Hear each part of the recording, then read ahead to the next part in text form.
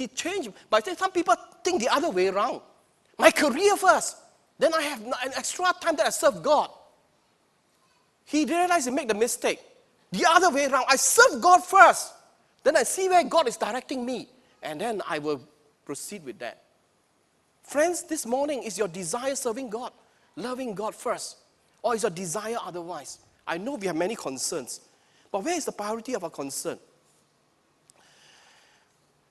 So, in the context of Colossians, we see that Paul was given the report and a great deal of joy, and there was evidence of faith and love among the Colossians. Good report from healthy church. How many of you are old enough to watch this wonderful black and white classic movie by the name of It's a Wonderful Life? Put up your hand. I know that very few hands will come up. How many of you ever heard of this movie? It's a Wonderful Life. I watched it when I was a kid, black and white. If you don't, free of charge, go to the YouTube, download this. If you watch this, it's a family movie. It depicts again a person's life. And this life was also aspiring to be rich and famous in the American context. But he was not happy. He was miserable. He made many mistakes in the process of his relationship with people. And reveals that his desires need to change.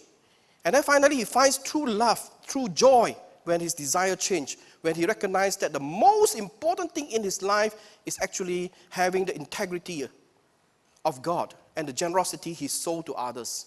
And that reversed the whole thing. Desire is important. What is your desire this morning? Is your desire to get rich and famous? Is God's desire for you to be happy, wealthy? We need to ask that questions.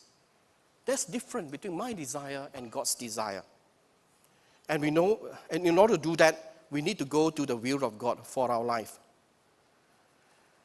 Friends, the three desires that we need is firstly, the desire to know the will of God. The desire to know the will of God. In verse 10a, in Colossians chapter 1, it says that, all right? The knowledge of His will through all the wisdom and understanding that the Spirit gives, as Paul recorded it.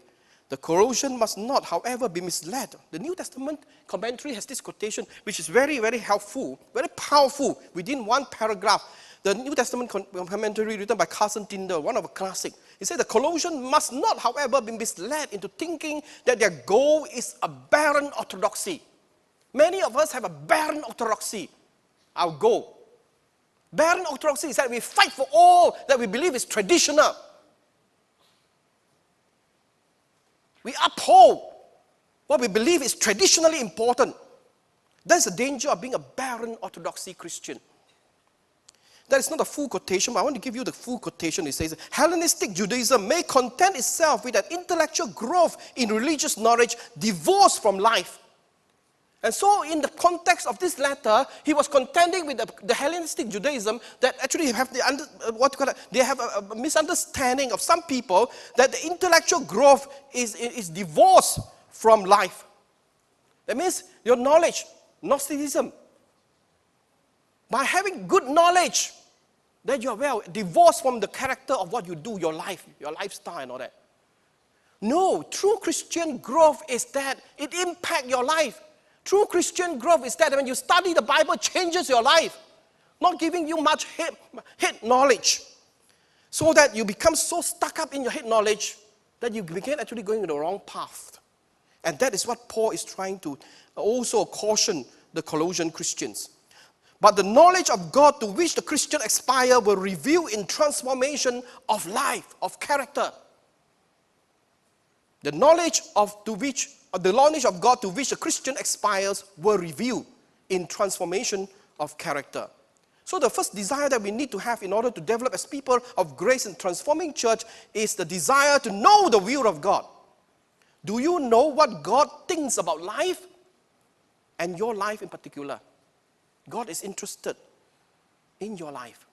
So when we talk about the will of God, there are two aspects. The general will of God, which can be easily discovered by reading the Bible. What is the general will for all of us?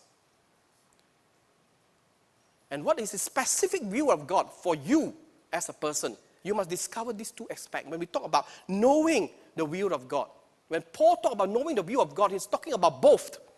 You know the general will of God. Very easy in the general will of God. Today, if pastor says that, go out. And after you come out of the church, go to Genting Highland. And then book a place at a table. And start gambling all the money away. Is that the will of God?